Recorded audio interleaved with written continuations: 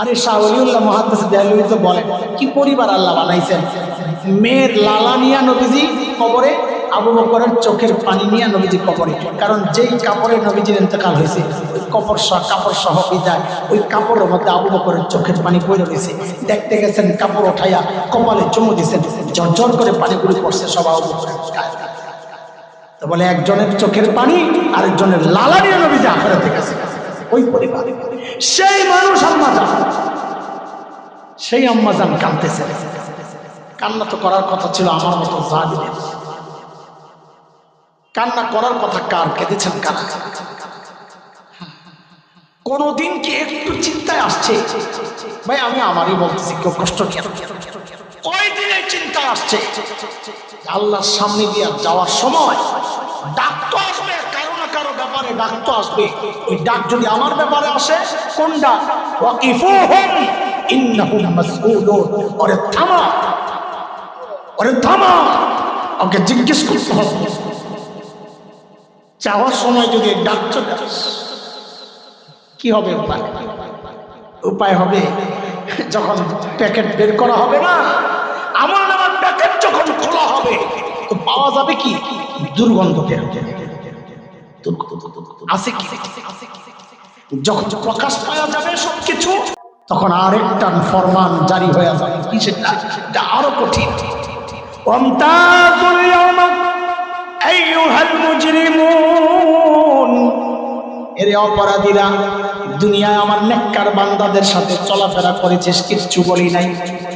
একসাথে বসেছিস, কিচ্ছু বলি নাই। একসাথে খাওয়া চলা, কিচ্ছু বলি নাই। এখন আর সেই সুযোগ তোমার জন্য নাই। মুমতাজুল ইয়াওমা আইয়ুহাল মুজরিমুন।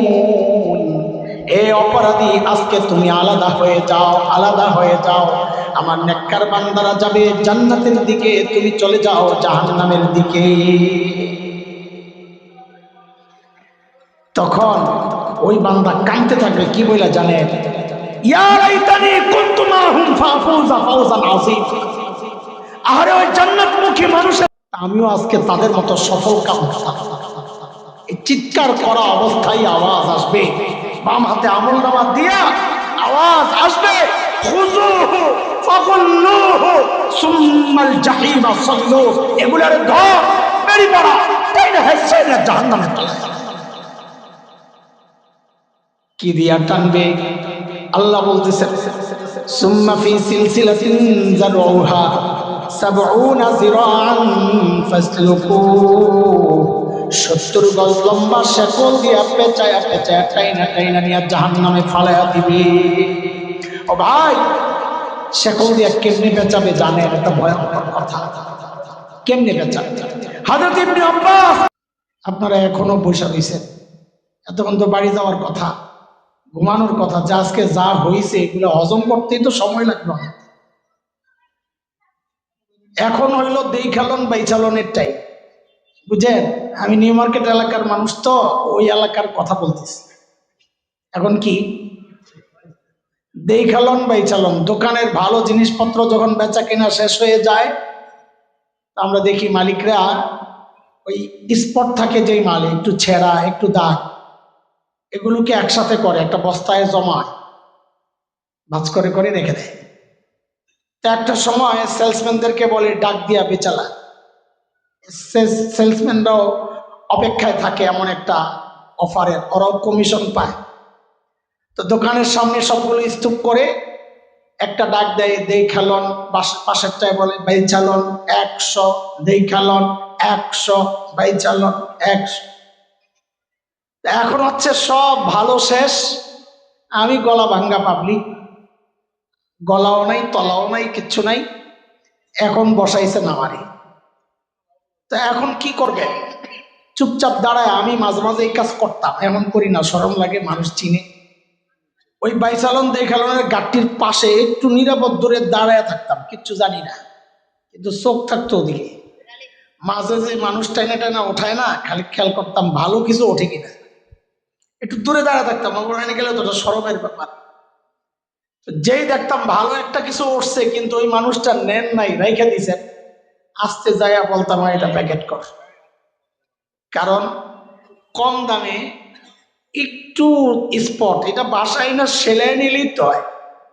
তো অনেক সময় দেখা যায় ওই দেইখালন বাইচালনের স্তূপ থেকেও কম দামে ভালো জিনিস পাওয়া যায়। বুঝে আসছে না কথা? এখন এই শেষ মুহূর্তে যদি মনোযোগ থাকে, আমিও আশা করি ছেঁড়া ফাটা হইলেও, কিছু কম দামি জিনিস হইলেও হয়তো আমাদের জন্য অনেক উপকারী হবে ইনশাআল্লাহ তাআলা। আল্লাহ তাআলা আমাকে কথাগুলো বলা আমার জন্য সহজ করে দেন। আমার একটু ক্লান্ত, পরিশ্রান্ত এবং একটু জ্বর আছে শরীরে। আপনারা দোয়া করলে ইনশাআল্লাহ আমার কথা স্টার্ট এমনই হয়। কেউ মনে না করেন যে আল্লাহ রে, শুরুর থেকেই তো কথা আসতেছে না, বেচারার কি জানি হয়। এটাই হলো আমার এক বৈশিষ্ট্য। আমার আজীবন গলা ভাঙ্গা, বয়ান যখন শুরু করি তখন সবাই মনে করে আজকে আধা ঘন্টার বেশি লাস্টিং করবে না, কিন্তু দেখা যায় পরে আর কথাই শেষ হয় না। তো আজকেও দোয়া করেন যেন এর ব্যতিক্রম না হয়। আমি কথাগুলো আমাকেই বলবো, এটা শুরুর থেকে বলেনি।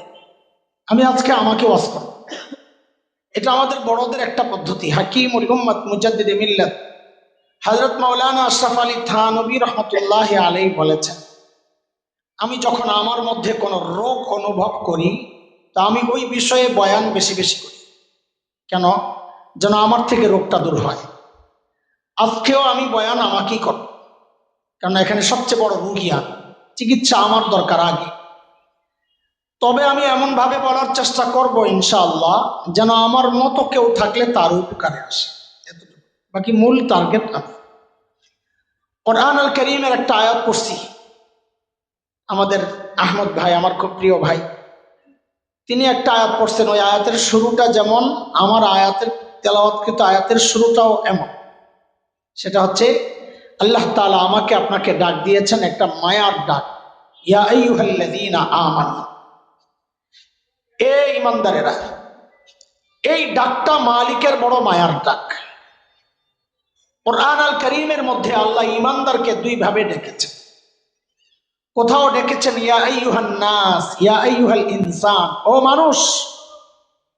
আবার কোথাও ডেকেছেন ইয়া আইয়ুহাল্লাযীনা আমানু, ও ঈমানদারেরা। হযরত মুফতি শফি রহমতুল্লাহ আলাইহি বলেন, এই দুই ডাকের মধ্যে অনেক পার্থক্য। কি পার্থক্য? তা হযরত বলেন, আমরা আমাদের সন্তানকে ডাকার ক্ষেত্রেও এই পার্থক্যগুলো করি। আমরা আমাদের সন্তানকে কখনো নাম ধরে ডাকি, কথার কথা বলি, এ আব্দুল্লাহ, এভাবে ডাকলে সন্তানের দিলে অজানা একটা আশঙ্কা কাজ করে যে বাবার ডাকের নমুনা ভালো না, হয়তো রেগে আছে। কিন্তু যখন বাবার সন্তানের যে সম্পর্ক, ওই সম্পর্ক ধরে যখন বাবা ডাক দিয়ে বলেন আব্বু, তখন সন্তান বুঝে আমার বাবা আমাকে মায়া করে ডাক দিয়েছে। ঠিক আল্লাহ তাআলা যখন ডাকেন ও মানুষ, আল্লাহ যেন নাম ধরে ডাকলেন, হয়তো রেগে আছেন, কিন্তু ঈমানদার বান্দার সাথে আল্লাহর যে সম্পর্ক, ঈমানের সম্পর্ক, ওই সম্পর্ক ধরে যখন আল্লাহ ডাক দেন, তখন বুঝে নেওয়া আমার মালিক আমাকে বড় মায়া করে ডাক দিয়েছে। আমি যে আয়াতে কারিমা তিলাওয়াত করেছি, এই আয়াতে আল্লাহ বড় মায়া করে ডেকে দুইটা হুকুম করেছেন। কয়টা বলেন তো? আমার সাথে একটু কথাবার্তা বলা লাগবে। আমি একা একা এই যে এক নাগাড়ে চলতে থাকে টান আর টান, আমি দুর্বল মানুষ। আমারে আপনারা একটু আগাইয়া দিবেন। আমার সিস্টেমটাকে একটু শুনে নেন। আপনাদের বাড্ডা এলাকায় দৌড়ায় কি দিয়া বলেন তো? পা দিয়া না হাত দিয়া? হ্যাঁ, সন্দেহ আছে দুই একজনের। তো সবাই যে চুপ, কি দিয়া দৌড়ান? তা আমাদের নিউ মার্কেট ধানমন্ডি এলাকার সাথে তো মিল আছে, আমরাও পা দিয়েই দৌড়াই। আচ্ছা বলেন তো, এই গলিতে যদি একজনকে ছেড়ে দেওয়া হয়, ফুল স্পিডে একটা দৌড় মারবে, ও জীবনের সর্বশক্তি দিয়া। ওই যে গোল্লা চুপ খেলছেন জীবনে, করতে খেলবেন, টিপা টিপির বয়স আইছে যখন, গোল্লা চুপ বাদ। গোল্লা চুটের একটা আখেরি দৌড় আছে, চোখ বন্ধ করে দাঁত খিচ্ছে একদম দৌড়। আমরা এটার আরেক নাম দিছি কুত্তা দৌড়। কুত্তারে দৌড়নি দিলে কুত্তা যে দৌড় মারে, ওই ফুল স্পিড একটা দৌড় মারছে ওই পাশ। ওই পার যাওয়ার পর তার হাত দুইটা বেঁধে দেওয়া হয়েছে, হাত বন্ধ। তাকে বলা হলো আগের মতো স্পিডে ফেরত যাও। ওই স্পিডে সে ফেরত আসতে পারবে? পারবে না। কেন পারবে না? আপনাদের তো পা দিয়েই দৌড়ায়, পাও তো খোলাই আছে, পারবে না কেন? হাত বান্ধা, হাত দিয়ে কি দৌড়ায় নাকি? হাত দৌড়ায় না ঠিক, কিন্তু পা যখন দৌড়ায় তখন হাতের একটা ভূমিকা থাকে। হাত সাথে নড়ে চড়ে আর পাকে বলে দোস্ত তুই একা না, আমরাও সাথে আসি। এই সাপোর্টটা পাইলে পায়ের চলার গতি বেড়ে যায়। ঠিক? যদি ঠিক হয় তো কথাবার্তা বললেন। বক্তা যারা কথা বলবে তাদের ভূমিকা হইল পায়ের ভূমিকা। আপনি যদি হাত বন্ধ করে এমনি বসে থাকেন তো আমার চলার গতি কমে যাবে। আমার এই গতিশীল করতে হইলে আপনাদের ভূমিকা লাগবে। জি, ইয়েস, নো, সুবহানাল্লাহ, আলহামদুলিল্লাহ, আল্লাহু আকবার, এগুলার সময় মতো বলা লাগবে, তাহলে কথায় একটা গতি আসবে ইনশাআল্লাহ। ঠিক আছে ইনশাআল্লাহ? এখনো তো কথা বের হবে। ঘুমাই গেছে? ঘুমটুম আছে? ঘুমাই গেছে? মনোযোগ আসেনি আসলে? পরীক্ষা নিব আবার তো ফেল করবেন। এই যে না যে বলছেন না, এখন আরো বেশি সম্ভাবনা বাড়ছে। ইনশাল্লাহ বলেন। এখন বললে হবে বাসি ইনশাল্লাহ, আল্লাহ কবুল করতে গ্রহণ করতে বসে গেছে। আচ্ছা বাদ দেন, সরে। কে কে ঘুমাইছেন একটু হাত ওঠা দেখান তো, আল্লাহু আকবার।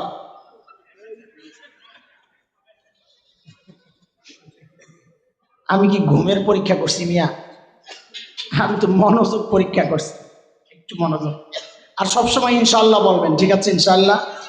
এটা কোরআনের নির্দেশ। ولا تقولوا لشيء إني فاعل ذلك غدا إلا أن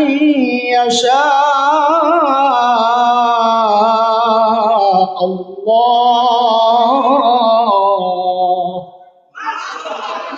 করব বলবো এগুলা না, সাথে কি করব বলবো ইনশাআল্লাহ। ঠিক আছে ইনশাআল্লাহ?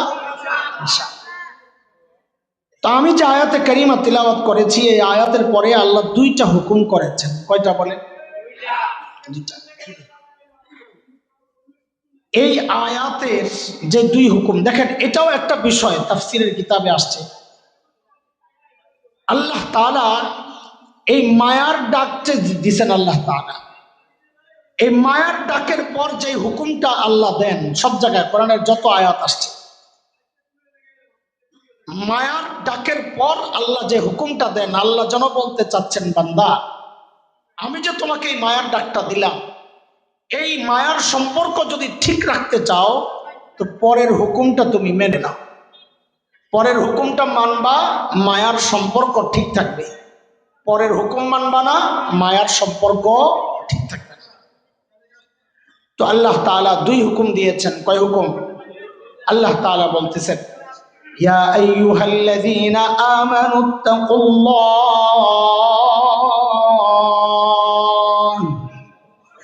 ওয়ালতানজুর নাফসুম মা কদ্দামাত লিগাদিন ওয়াত্তাকুল্লাহ।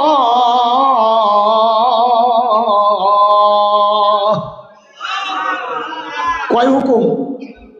এক নম্বর, আল্লাহ বলেন ও ইমানদারেরা আল্লাহকে ভয় করো। কাকে? কাকে?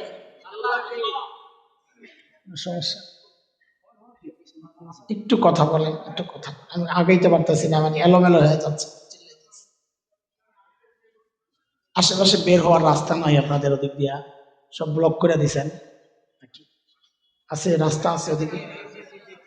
আচ্ছা, তাহলে তো সমস্যা নাই। ভয় লাগে রাস্তার মাহফিল, আমার খুব বিব্রত। আমি মাঝে মধ্যে জিজ্ঞেস করে নেই রাস্তায় মাহফিল কিনা, বইলে করি না। আজকে যেই অবস্থা জানতাম না। আল্লাহ, এসব দোষ আহমদের।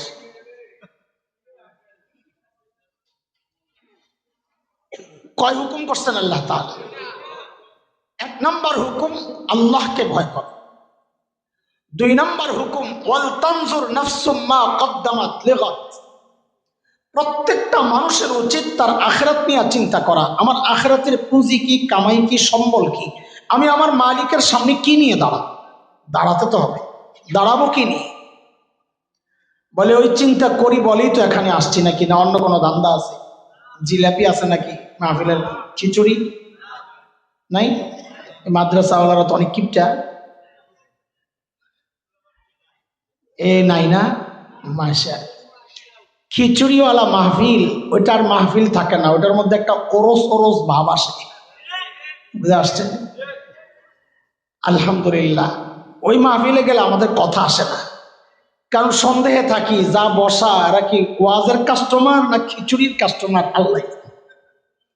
এখন তো নিশ্চিত যারা বসছে কিছু কথা শুনতে বসছে, তাই না? আলহামদুলিল্লাহ, আখিরাতের চিন্তাই আসছে। কিন্তু ভাই, আমাদের আখিরাতের প্রস্তুতি যেমন দরকার, যেই পরিমাণের দরকার আর যেই কোয়ালিটির দরকার, ঠিক তেমন হচ্ছে কিনা? না ঘাটতি আছে, ত্রুটি আছে, বিচ্যুতি আছে, কমতি আছে, বুঝবো কেমন? সব ঠিকঠাক মতো চলছে না ঝামেলা আছে, বুঝবো কেমনি? পরীক্ষা করার উপায় কি? তো আল্লাহ তাআলা আমাদের উপর দয়া করছেন, আমাদের সমস্ত কিছু ঈমান, আমল, আকীদা, তাকওয়া এগুলা পরীক্ষা করার জন্য আল্লাহ একটা ব্যবস্থা রেখেছেন। সেটা হচ্ছে নবীজি সাল্লাল্লাহু আলাইহি ওয়াসাল্লামের ঈমানদার যে সঙ্গীরা সাহাবায়ে কেরাম রিদওয়ানুল্লাহি আলাইহিম আজমাইন, তাদেরকে আমাদের ঈমান, আমল, তাকওয়ার নমুনা বানাইছেন যে তুমি তোমার ঈমানকে সাহাবীর ঈমানের সাথে মিলায়া দেখো, যদি মিলে ওই ঈমান ঠিক আছে, না মিললে ঈমানে ভেজাল আছে, ঠিক করেন। কার কথা এটা? বলেন, কথা বলেন, কার কথা? আল্লাহ বলেছেন, فَإِنْ آمَنُوا بِمِثْلِ مَا آمَنْتُمْ بِهِ فَقَدِ اهْتَدَوْا وَإِنْ تَوَلَّوْا فَإِنَّمَا هُمْ فِي شِقَاقٍ।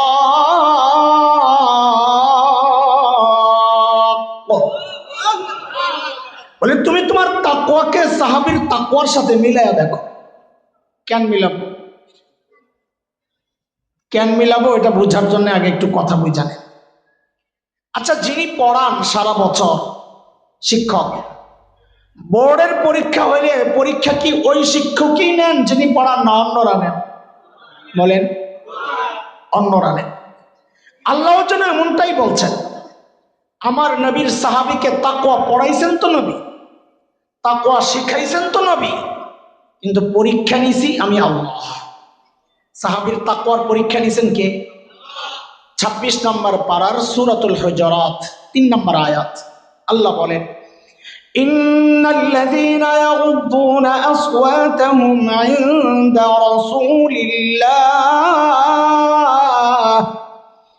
উলাইকাল্লাযীনা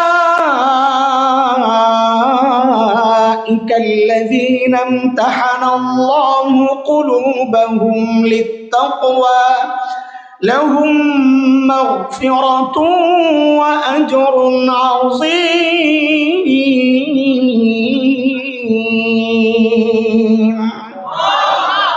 আল্লাহ বলেন আমি পরীক্ষা নিছি। সাহাবীর তাকওয়ার পরীক্ষা কে নিছেন? তো বলে ফলাফল কি? পরীক্ষার ফলাফল কি? তো ফলাফল শোনেন, আগে শোনেন। আমরা যখন খাতা দেখি না পরীক্ষা, তো এই যে মাওলানারা বলতে পারে, মাঝে মধ্যে এমন খাতা আসে লেখাগুলো খুব একটা সুন্দর না, 2-4টা বানান টানানো ভুল টুল হয়, কিন্তু বিষয় যা চাওয়া হয়েছে এত চমৎকার লিখছে, মনে হয় যেন লেখক নিজে আসলেও এত সুন্দর করে লিখতে পারত না, বিষয়টা এত সুন্দর লেখছে। তখন দিল খুব খুশি হয়ে যায়। ওই বানান ভুল টুল যা করছে তখন আর নাম্বার কাটতে মনে চায় না, বরং হাতে এক্সট্রা কিছু নাম্বার থাকে, আমাদের সাধারণত 4 নাম্বার থাকে, ওই নাম্বার ফুলটা ওকে দিয়া সর্বোচ্চ নাম্বার ওকে দেওয়া হয়। এটাই স্বাভাবিক। মাঝে মধ্যে এমন খাতাও আসে যেগুলো যেন হাতের লেখা না, কম্পিউটারে টাইপ করা, কিন্তু যত সামনে আগায় বিরক্তি খালি বাড়তেই থাকে। কেন? লেখা সুন্দর, কিন্তু ওর কাছে যা চাওয়া হয়েছে এর ধারে কাছেও নাই। বরং মাঝে মাঝে এমন শয়তান দুষ্টও পাওয়া যায়, নিচে লিখে দেয়, ওস্তাদ জি পাশ করাইয়া দিয়েন, আপনার জন্য দোয়া করব।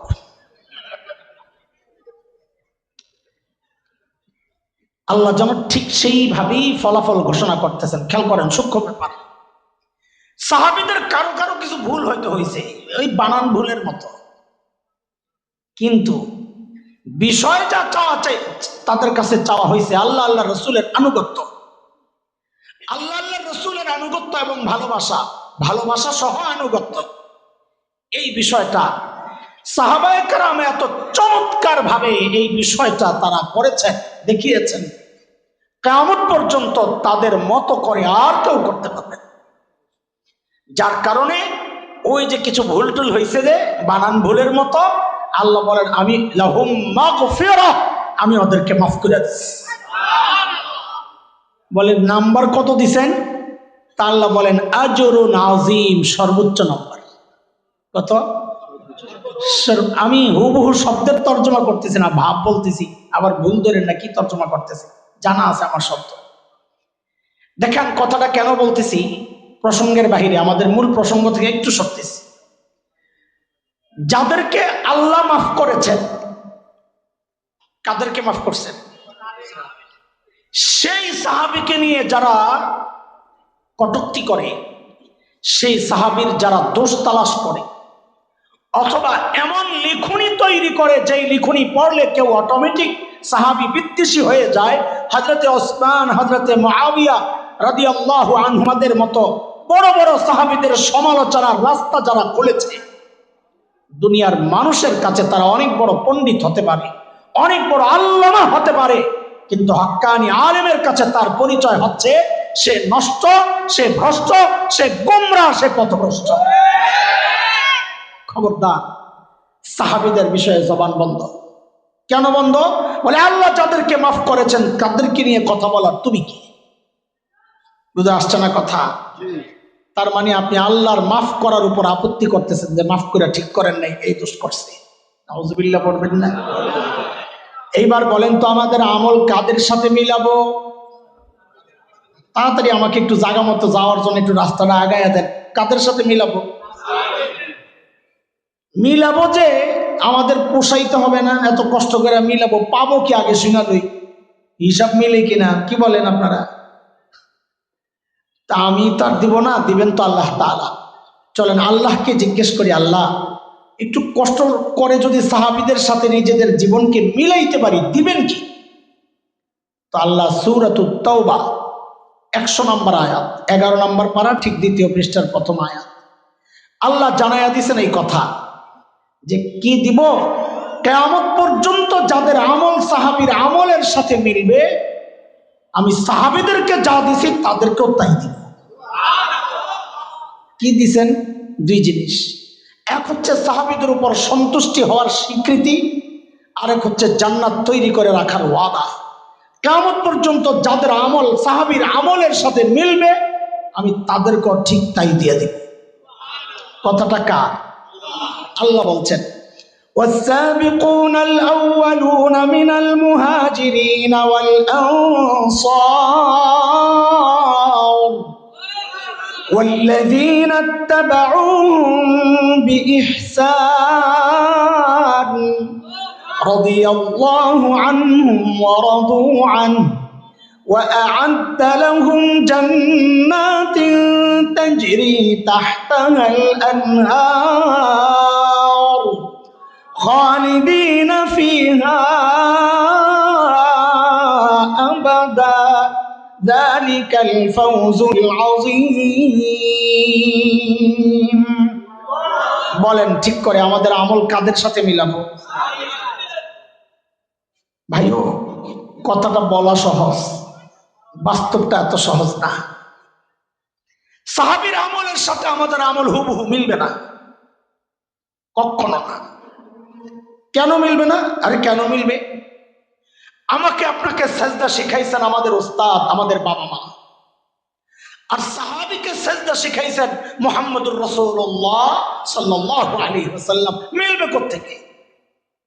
তো এতক্ষণ কি বললেন মিলানোর কথা? ওইটাই বুঝার জিনিস, ওইটাই আমাদের আলোচনার মূল পয়েন্ট। মিলবে না।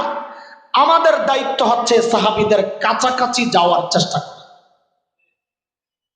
আমাদের বড়রা বলেন কি একটা দামি কথা, লিখে রাখার মতো, দুনিয়ার জিন্দেগিতে সাহাবীর যত কাছাকাছি পৌঁছতে পারবা, হাসরেও সাহাবীর তত কাছাকাছি উঠতে পারবা। হিসাব সোজা। হাসরে সাহাবীর কত কাছাকাছি থাকতে চাই, যতটা কাছে থাকতে চাই, দুনিয়ায় ততটা কাছে যাওয়ার চেষ্টা করি। আচ্ছা, সাহাবীদেরকে যে ধরব, দূরত্বটাও তো জানা থাকা লাগবে। আর দূরত্ব হিসাবে না দৌড়ের স্পিড বাড়াবো কমাবো, ঠিক না? ধরার জন্যে আছেন কত দূর? সাহাবীদের সাথে আমাদের মৌলিক পার্থক্যের পয়েন্ট কি? খুব সহজ। অনেক পার্থক্যের মধ্যে আপনাদের সহজে বুঝবেন এমন একটা পার্থক্য শোনাই। দেখেন, ছোটবেলায় আমরা খেলাধুলা করছি, লেখাপড়া করছি, আগে লেখাপড়া করছি, কিন্তু একটু খেলাধুলাও করছি না? হ্যাঁ? বলেন। এই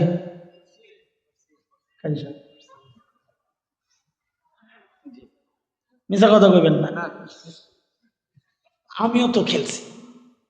আরে ভাই, যখন খেলছি, যেখানে নাম কি লেখছে হজরত মাওলানা হাসান জামিল, এরপরে যেটা লেখছে দা বা দা ফোটা দা দান বাক্স, মানুষ বুঝে এটা খামাকে কি না কি করে শেষে দাও দিয়া বাইরা, এটাও তো বুঝতে পারে হুজুরের জেনে পাবি দা বা দাও দিয়া বাইরা। আল্লাহ, আরে ভাই যখন খেলছি তখন কি আমার নাম এত বড় আসিল? তখন তো ছিলাম হাসাইন না, কি ছিলাম? হাসাইন নাই, খেললে কি সমস্যা? কিন্তু ভাইও লেখাপড়াও করছি, আমার লেখাপড়ার নাম আছে, আমি আমার সময়ের সেরা ছাত্র। এখন তো আমাদের লেখাপড়ার কথা বাচ্চাদেরকে বললে ওরা মনে করে গপ করে।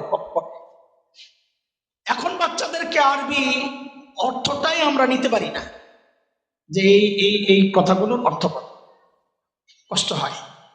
কিন্তু আমাদের সময়টা তো এমন গেছে, ব্রেন ছিল খুব সাফ। আমার ছোটবেলায় ব্রেন নাকি ছিল খুব সাফ, মুরব্বীরা বলে গলাও নাকি ছিল খুব সুন্দর, সব বরবাদ হয়েছে কোন কারণে?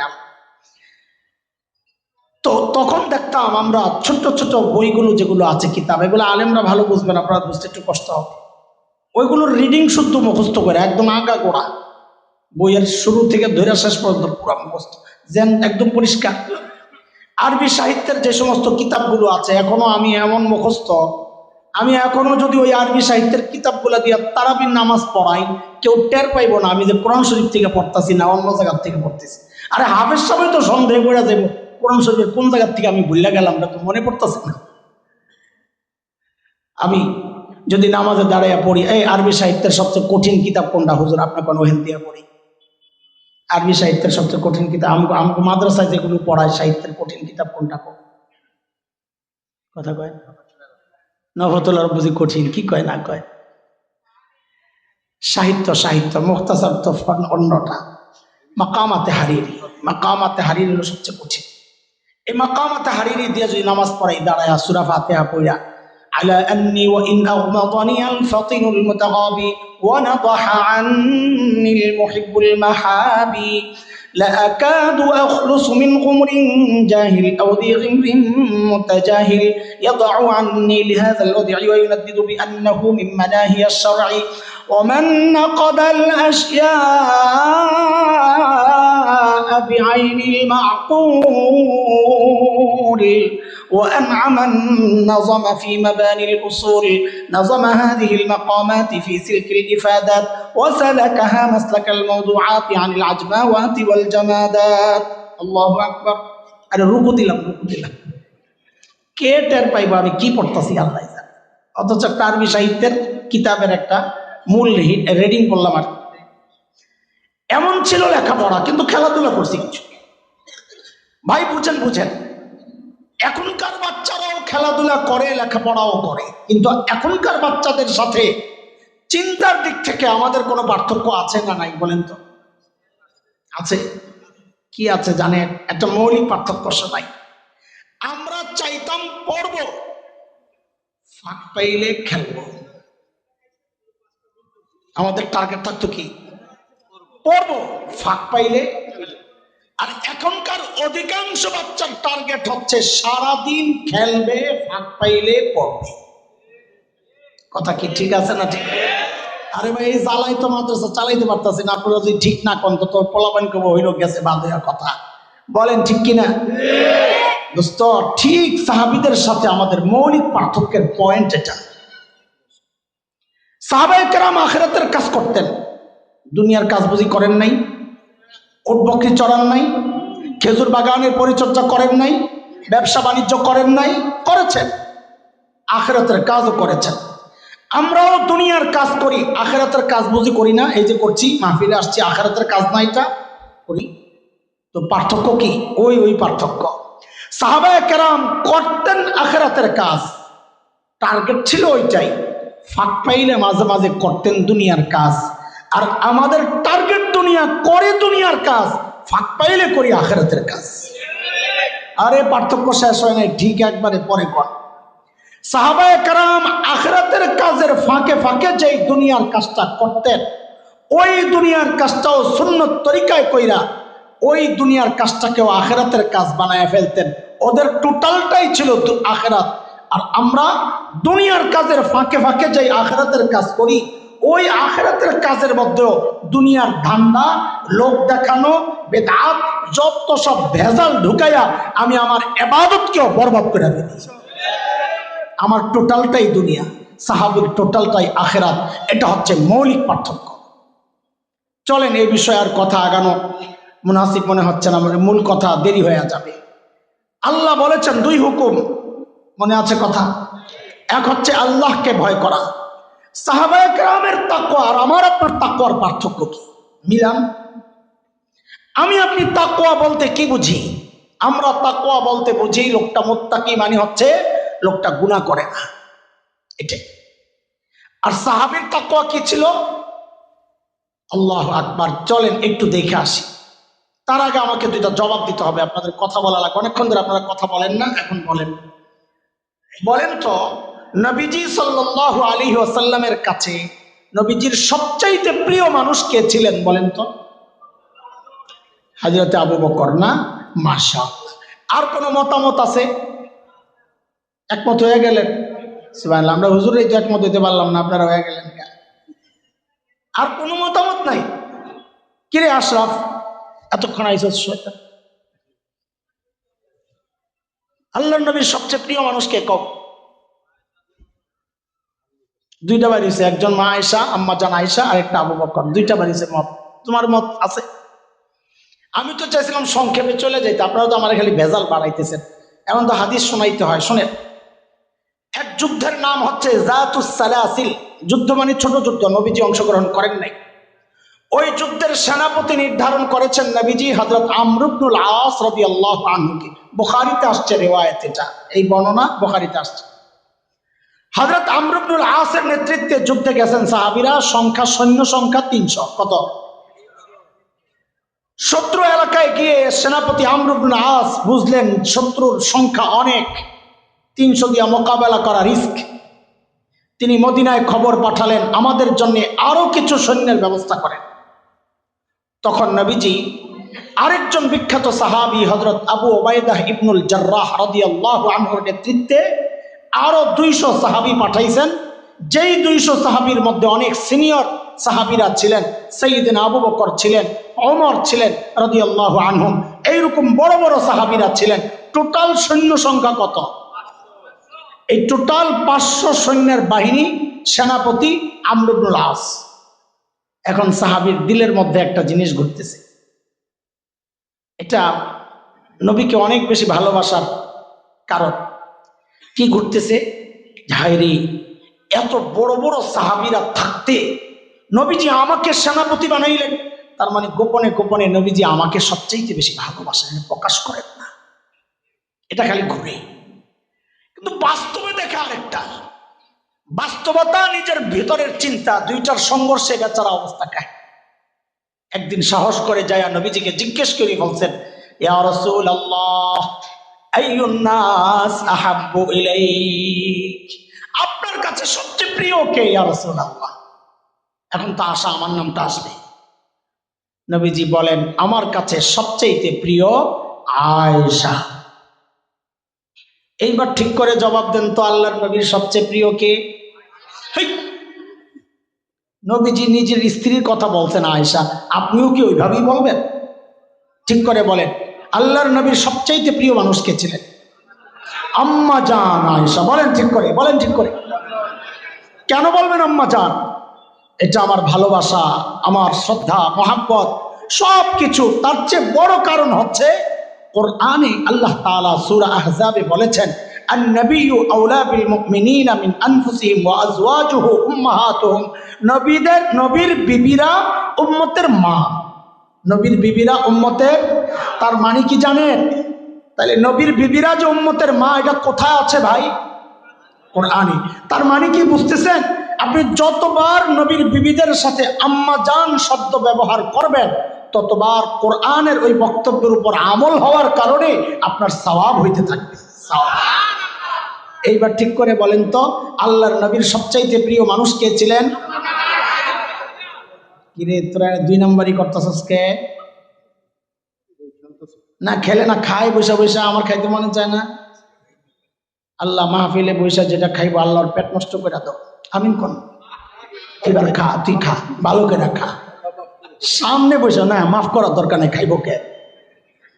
এই এমনি বলছি, খাইস না। খেয়াল করে, মনোযোগ নষ্ট হয়। সামনে বসে একজনে খায়, পর আমার আসে কথাবার্তা, আমার জিব্বা আছে না ভাই?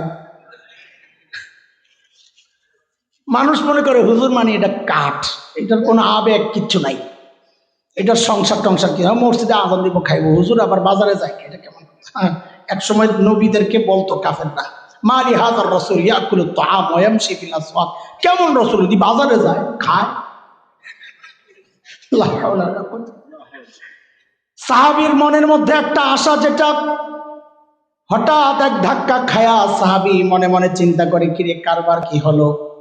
কিন্তু আবার সামলাইয়া নিছেন, ও এটা তো নারী ক্যাটাগরি। ঠিক এই প্রশ্নটাই করেছেন সাহাবী, ইয়া রাসূলুল্লাহ মিনার রিজাল, ছেলেদের মধ্যে সবচেয়ে প্রিয় কে? এখন তো আমার নামটাই আসবে। নবীজি সাল্লাল্লাহু আলাইহি ওয়াসাল্লাম বলেন, আবুহা, ছেলেদের মধ্যে আমার সবচেয়ে প্রিয় আয়েশার বাবা আবু বকর। এইবার খাইছিনি ধাক্কা ভালো মতো, খাইয়াও আবার সামলাইছে। কি চিন্তায়? হরে আবু বকর তো এটা এক্সট্রা, এই লোকের সাথে কারো কোনো তুলনা হয় না, খামাখা প্রতিদ্বন্দ্বী হইয়া কষ্ট পাইয়া লাভ নাই, এটা বাদ। সাহাবী আবার জিজ্ঞেস করলেন, ইয়া রাসূলুল্লাহ সুম্মা মান, এরপরে কি? নবীজি বলেন, ওমর। কে? আল্লাহ বুখারীতে এই 3 জনের নাম আসছে, কিন্তু আরো অনেকের কথাই জিজ্ঞেস করছেন, সুম্মা মান, নবী বলেন অমক, সুম্মা মান, নবী বলেন। এরপর সাহাবী যে কথাটা বলেছেন এটা একটা হাসির কথা। সাহাবী বলেন কি, আমর ইবনুল আস, ফাসাকাততু মাখাফাতা আন ইয়াজআলানি ফি আখিরিহিম, কো ভাইরে ভাই, আমি ডরে আর সোয়ালকে প্রশ্ন করি না, আমি চুপ হয়ে গেছি। কেন? না জানি এভাবে বলতে বলতে বলতে বলতে বলতে বলতে আমার নামটা না আবার সবার লাস্টে চলে যায়। থাক বাবা, চুপ থাকি, মাঝামাঝি থাকার একটা সম্ভাবনা তো রইল। আল্লাহু আকবার। এইবার বলেন তো, আল্লাহর নবীর সবচাইতে প্রিয় মানুষটার নাম কি? এটা হচ্ছে আমার মায়ের দুনিয়ার মর্যাদা। একটা দিক দেখাইলাম, আসমানের উপরে আমার মায়ের মর্যাদা আল্লাহর কাছে। এটার জন্য আরেকটা হাদিস শোনেন, এটাও বুখারীতে আসছে, অন্য হাদিসের কিতাবে আসছে। আরেকটা যুদ্ধের নাম যেখানে নবীজি অংশগ্রহণ করেছেন, গজওয়াতুল মুরাইসিয়া, আরেক নাম বনুল মুস্তালিক। ওই যুদ্ধ থেকে ফেরত আসার সময় রাতে এক জায়গায় নবীজি তাঁবু গাড়ছেন, একটু বিশ্রাম নেবেন। শেষ রাতে নবীজি বললেন, কাফেলা রেডি করো, আমরা রওনা দিব। শেষ সফর শুরু, সবাই যার যার ওযু ইস্তেনজা সারার জন্য গেছে। আম্মা জান বলে, ও নবীজির একটা সিস্টেম ছিল, যুদ্ধের সফরে একজন স্ত্রীর সাথে থাকতেন, যে কোনো সফরে। শুধু মক্কা বিজয়ের যে অভিযান ছিল ওখানে 2 জন ছিলেন, বিদায় হজের সময় সমস্ত আম্মা জানরা ছিলেন সফরে। ওই সফরে ছিলেন আম্মা জান আয়েশা রাদিয়াল্লাহু আনহা। তো আম্মা জান বলেন, আমিও গেলাম ওযু ইস্তেনজা করে প্রস্তুতি নেওয়ার জন্য। আম্মা জান বলেন, আমি যখন আমার জরুরত ছেড়ে আসলাম, ফামাসাহতু সদরি, বুকে হাত দিয়া দেখি আমার গলায় একটা হার ছিল, হারটা নাই, পড়ে গেছে। আমি হার তালাশ করার জন্য আবার গেলাম। এই মায়েদের ব্যাপার, খবরদার, মায়েদের নাম উচ্চারণের ক্ষেত্রে, মায়েদের কোনো বিষয় বিবরণ দেওয়ার ক্ষেত্রে সর্বোচ্চ সম্মান, সর্বোচ্চ সতর্কতা, শব্দ চয়নে যেন কোনো বেয়াদবি না হয়। আজকালকার আমাদের অনেক ভাইরা আমাদের মায়েদের কথাগুলো যখন বলেন, এমন ভাবে বলেন যেন তিনি তার বান্ধবীর আলোচনা করতেছেন। নাউজুবিল্লাহ, এটা ঠিক না। মা আমাদের মা। এখানে একটা প্রসঙ্গ আছে, কেউ হয়তো মনে মনে চিন্তা করতে পারেন যে মায়ের হাড়ের প্রতি এতটা টান, গয়নার প্রতি এতটা টান, এইরকম ঝামেলার মধ্যে গেছেন আবার হাত তালাশ করার জন্যে। এই চিন্তা যেন মাথায় না আসে। কেন? আমাদের দেওবন্দের উস্তাদ মুফতি সাঈদ আহমদ পালনপুরি রহমতুল্লাহ আলাইহি বলেছেন, ওই হারটা আম্মা জানের নিজের ছিল না। মদিনা থেকে যাওয়ার সময় একজনের কাছ থেকে হাওলাত নিয়েছিলেন, হাওলাতের জিনিস ফেরত দিতে হবে, ওই তাগিদে আম্মা জান হার তালাশ করতে গেছেন। হারের মহাব্বত আর ভালোবাসায় যান নাই। মা মা আমার মা, মায়ের কথা বলার ক্ষেত্রে এমন ভাবে বলতে হবে যেন কেউ ঢুকতে না পারে। বুঝে আসছে কথা? আম্মা জান বলেন, হার তালাশ করে যখন আমি আসলাম, এসে তো অবাক, কেন দেখি নবীজি কাফেলা নিয়া এলাকা ছেড়ে চলে গেছেন, গোটা এলাকা খালি, অন্ধকার রাত কেমন লাগে বলেন। এখানে ছোট্ট একটা বিষয় একটু টোকা দিয়া যায়, একটা আকীদা ঠিক করা দরকার।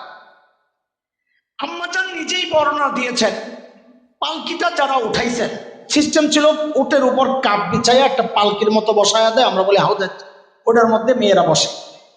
তা আম্মাজান বলেন, আমি গরমে ছিলাম হালকা, এই জন্য পালকি যারা উঠাইছেন ওরা টের পান নাই আমি যে পালকির ভেতরে নাই। এবার আপনাদেরকে জিজ্ঞেস করি দুইটা কথা। আচ্ছা, আপনি কি আপনার স্ত্রীকে এমন একা নির্জনে একা একা রেখে চলে যেতে পারতেন? পারতেন? কথা বলেন না, কথা বলতেছেন না, মনে ঝামেলা আছে, কিছু আছে এরকম যে আপদ গেলি তো বাসি হুজুর কেমনে কই কথাটা, এমন দুই চারজন আছে, কথা বলে না যে আছে মত যে হারিয়ে গেলে ভাইয়ে গেলে আমি বাসি, উনি আরেক জায়গায় দিয়ে রাখছে সিরিয়া। দোস্ত, কোন দায়িত্বশীল স্বামী নিজের স্ত্রীকে একা নির্জনে এভাবে রেখে যেতে পারে না। সেখানে নবীজি কি করে রাখবেন? নবীজি তো মানব ইতিহাসের সবচাইতে দায়িত্বশীল স্বামী। আমার নবী প্রতিটা স্তরের সবচেয়ে সেরা বাবা, সেরা বাবা, হ্যাঁ, ভাতিজা সেরা ভাতিজা, নানা সেরা নানা, শ্বশুর সেরা শ্বশুর, ইমাম সেরা ইমাম, সেনাপতি সেরা সেনাপতি, রাষ্ট্রনায়ক সেরা রাষ্ট্রনায়ক, সমস্ত জায়গা আমার নবী সেরা। আল্লাহ এইভাবেই বানাইছেন আমার নবীকে, সুবহানাল্লাহ। স্বামী হিসেবেও আমার মতো আপনার মতো দায়িত্বহীন স্বামীরা, তারাই তো স্ত্রীকে একা রেখে যেতে পারবেন না। সেখানে নবীজি কি করে গেলেন? এইবার দ্বিতীয় প্রশ্ন, প্রথম প্রশ্নের আলোকে দ্বিতীয় প্রশ্নের জবাব দিবেন। নবীজি আম্মাজান যে পালকির ভেতরে নাই, এটা নবীজি জানতেন না জানতেন না বলেন তো? যাই না রাইখা গেছেন, এমন চিন্তা আপনি কেমনে করেন? বুঝে বলেন, বুঝে জবাব দেন। আরে আপনি যেন সহি জবাব দিতে পারেন, ওই জন্য তো আগের প্রসঙ্গটা আনলাম, আমাদের কথা আনলাম। নবীজি জানতেন না জানতেন না আম্মাজান পালকির ভেতরে নাই? যদি বলেন, আমিও বিশ্বাস করি জানতেন না। এটা কি করে সম্ভব? নবী জেনে শুনে স্ত্রীকে একা রেখে চলে গেছেন, এটা কিভাবে সম্ভব? এবার ঠিক করে বলেন, জবাব দেন, জোরে বলবেন, নবীজি জানতেন না জানতেন না? এটাই তো হুজুররা বলে, আপনারা অনেকে নিতে পারেন না কেন, যে আমাদের নবী গায়েব জানতেন না। ও কোন চিপা দিয়ে ঢুকছি টের পান নাই না? নবীজি গায়েব, জোরে বলেন গায়েব। যদি নবী গায়েব জানতেন তো জানতেন আম্মাজান পালকির ভেতরে নাই। নবী বলতেন, আয়েশা তো পালকির ভেতরে নাই, আমি জেনে গেছি কোথায় আছে, খোঁজ করো। অথচ নবী তা করেন নাই, কাফেলা নিয়ে চলে গেছেন। তার মানে নবীজি গায়েব জানতেন, শুধু জানেন কে? এটা একটা মাঝখানের, আমরা বলি জুমলায় মুতাদ, এটা মাঝখানের ব্রেকেটের কথা বলে এটা রেখে দেন, কোনো সম্পর্ক নাই। আম্মাজান আয়েশা যখন দেখেন কেউ নাই, আম্মাজান বসে পড়ছেন, ক্লান্তি ভর করছে, ঘুমায় গেছেন, ওখানে চোখ লেগে গেছে। নবীজির আরেকটা অভ্যাস ছিল, সুন্নাহ, এটা অভ্যাস বলতে সুন্নাহ, সফরে গেলে যখন সবাই চলে যেতেন পেছনে একজনকে রেখে আসতেন। কেন? সবাই যাওয়ার পর চেক করবে কিছু রয়ে গেল কিনা। এই জমানায় এই সুন্নত মানা বড় জরুরি। এয়ারপোর্টে আসি যখন, হজ ওমরার সফরে যখন যাই, তো রোমের সাথীরা আসলে খালি হাসবে, মিটিমিটি, কি হয়েছে হুজুর? কাজ একটা হয়েছে। কি? মোবাইলের চার্জারটা ফালাই আইছি। কি ফালাই আসছে? এখন খালি কি ফালাই আসে? চার্জার। তা আমি বলি, ওই সুন্নত যদি মানতেন তো চার্জারও থাকতো না, টুথপেস্ট ব্রাশও থাকতো না, স্যান্ডেল গামছাও থাকতো না। ওই লাস্টে যে থাকতো উনি সব গাট্টি করে নিয়ে আসতেন। এটা একটা দারুণ সুন্নাহ। ওই সফরে নবীজি যাকে রেখে আসছেন, যেই সাহাবীকে, ওই সাহাবী খোঁজ করতে করতে আম্মাজানের সামনে যায়া আম্মাজানকে দেখেই চিনে ফেলছেন, শুধু এতটুকু বলেছেন, ইন্না লিল্লাহি ওয়া ইন্না ইলাইহি রাজিউন। দ্রুত গিয়া নিজের বাহনটা আনছেন, বাহন বসায়া আম্মাজান বাহনে উঠছেন, সাহাবী পায়ে হেঁটে বাহন ধরে ধরে নবীজি পরবর্তী গন্তব্য যেখানে ওখানে নিয়ে আসছেন। আলো ছড়ায় গেছে, সূর্য উপরে উঠে গেছে, এর মধ্যে খবর হয়েছে আম্মা জান পালকির ভেতরে নাই নাই নাই নাই, খোঁজ করতে করতে শেষ। এই সুযোগে মুনাফিকরা বাজারে খবর ছড়াইয়া দিছে। শোনার আগে কয়েকবার বলেন নাউজুবিল্লাহ, আবার বলেন নাউজুবিল্লাহ। আমার মায়ের কথা বলেন দিল থেকে নাউজুবিল্লাহ। মুনাফিকরা বাজারে খবর ছড়াইয়া দিছে যেই সাহাবী পেছনে আল্লাহ নবী রেখে আসছেন, ওই সাহাবীর সাথে আম্মা জান আয়েশা নাউজুবিল্লাহ অবৈধ সম্পর্ক ছিল।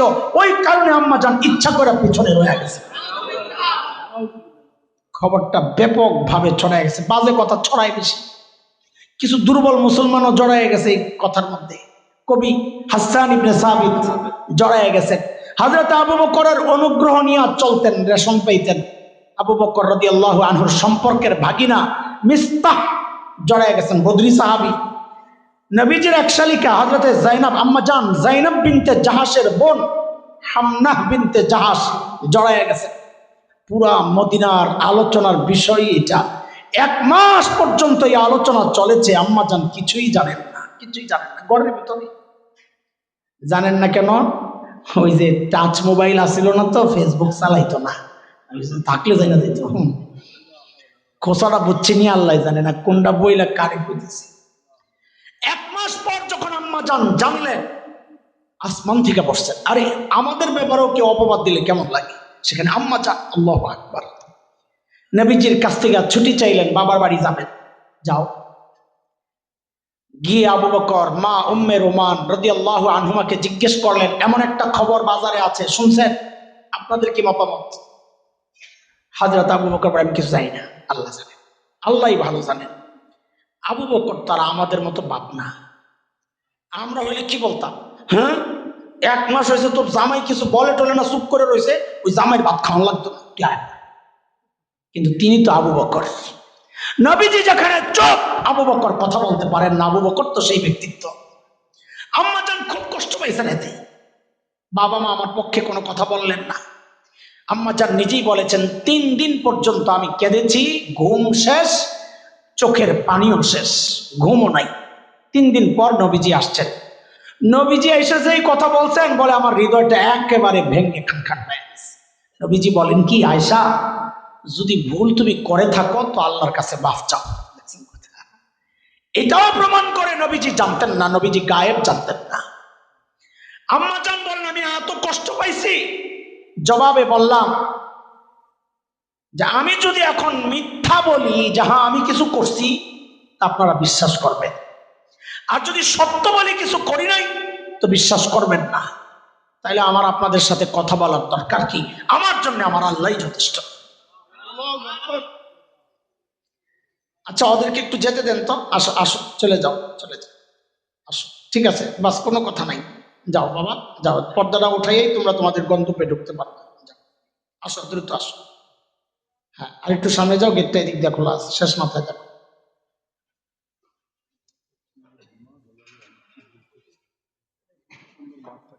কোথায় মাঠ? আপনাকে জরিমানা হওয়া দরকার, একদম ভালো করে জরিমানা করে।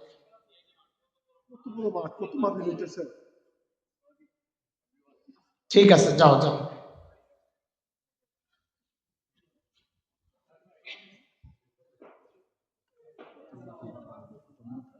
এর মধ্যেই নবীজির উপর ওহী নাজিল হওয়া শুরু হয়েছে। এই কথায় আছেন তো আপনারা? আমি তো খুঁজে বের করছি অনেকক্ষণ চুপ থেকে, কোন জায়গায় ছিলাম। নবীজির উপর ওহী নাজিল হওয়া শুরু হয়েছে। ওহী নাজিল হলে বোঝা যাইত, চোখ লাল হয়ে যেত, রক ফুলে যেত, খড়খড় আওয়াজ হইতো। ওয়াইন্না জাবিনা, হাদিসের শব্দ, ওয়াইন্না জাবিনাহু লা ইয়াতাফাসসাদু আরাকা, ঘামে একদম কপাল ভিজে যেত, বোঝা যাইত ভার, ওহীর ওজন। সবাই অপেক্ষা, ওহী নাজিল হইতেছে। ওহী নাজিল হওয়া শেষ, নবীজির ঠোঁটে মুস্কি হাসি, নবীজি হাসতেছেন। কেন? আমার মায়ের পক্ষে, আমার মায়ের পবিত্রতার সাক্ষী দিয়ে আল্লাহ সুবহানাহু ওয়া তাআলা 1টা 2টা 3টা 4টা 5টা না, কোরআন আল কারীমের 10টা আয়াত নাযিল করছেন। কয়টা? 10টা। কার পক্ষে? কার পবিত্রতার সাক্ষী কে দিয়েছেন? আম্মা জানের পবিত্রতার সাক্ষী কে দিয়েছেন? শুধু কি তাই? একটা আয়াতের দিকে তাকাইলে তো আমারই ভয় লাগে, ওনাদের যে কি হয়েছে আল্লাহ জানে। সাহাবায়ে কেরামকে আল্লাহ তাআলা নিয়মিত ধমকাইতেছিলেন। কি বলে? কোরআন বলতেছে, فلولا إذ سمعتموه قلتم ما يكون لنا أن نتكلم بهذا سبحانك هذا بهتان عظيم। সাহাবীদেরকে আল্লাহ ধমকাইতেছেন এই বলে, এই তোমরা যখন এই কথাগুলো শুনলা কেন বললা না এই বিষয়ে আমাদের কথা বলা উচিত না? কেন বললা না আল্লাহ পবিত্র, আল্লাহর নবী পবিত্র, নবীর স্ত্রী পবিত্র? কেন বললা না? এগুলা মারাত্মক অপবাদ, এই কথাগুলো কেন বললা না? আল্লাহ কাদেরকে শাসাইতেছেন বলেন? কাদেরকে? কার পক্ষ নিয়া? কার পক্ষ নিয়া? আম্মা জান আয়েশার পক্ষ নিয়া। তাহলে আমার মায়ের মর্যাদার লেভেলটা কত উঁচা! দুইটা লেভেল বুঝাইলাম আপনাদের। এক হচ্ছে দুনিয়ার জমিনে লেভেল কি? আল্লাহর নবীর সবচাইতে প্রিয় মানুষের নাম, এটা হচ্ছে দুনিয়ার লেভেলটা শোনালাম। আসমানের উপরের লেভেল কি? যার পবিত্রতার সাক্ষী দিচ্ছেন স্বয়ং। কয় আয়াত নাযিল করছেন? যার পক্ষ নিয়ে আল্লাহ তাআলা কাদেরকে ধমকাইছেন? সেই মা। সাহাবের তাকওয়া আর আমাদের তাকওয়া বুঝাইতেছি দোস্ত, যদিও লম্বা জায়গা বাহিরে ঘুরে আসছি আমি আম্মা জানের বিষয়টা বলতে গিয়ে। সেই আম্মা জানের তাকওয়াটা একটু দেখেন তো বুঝবেন আমার তাকওয়া আর আম্মা জান আর সাহাবীর তাকওয়ার পার্থক্য। আম্মা জান তাহাজ্জুদের নামাজে দাঁড়াইছেন, তাহাজ্জুদ পড়তেছেন, তিলাওয়াত করতেছেন, করতে করতে আয়াত একটা চলে আসছে স্বাভাবিক তেলাওয়াতের মধ্যে।